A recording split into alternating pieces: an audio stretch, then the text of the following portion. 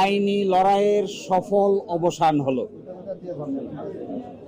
বাংলাদেশ জামায়াতে ইসলামী আজকে বাংলাদেশের সর্বোচ্চ আদালতের রায়ের মাধ্যমে তার নিবন্ধন ফিরে পেল। পলিটিক্যালি মোটিভেটেড পিআইএল বা রাজনৈতিক উদ্দেশ্যে দায়েরকৃত মামলার মাধ্যমে জামায়াতের নিবন্ধন কেড়ে নেওয়া হয়েছিল।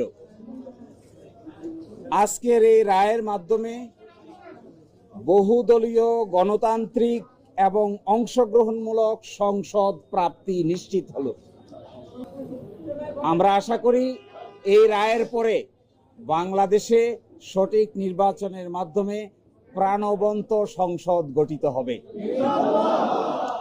জাতি, ধর্ম, বর্ণ, শ্রেণী নির্বিশেষে সকলেই তাদের ইচ্ছা অনুযায়ী ভোটাধিকার প্রয়োগ করে জামায়াতে ইসলামীর নেতৃবৃন্দকে বেছে নেবেন, এটা আমরা প্রত্যাশা করি।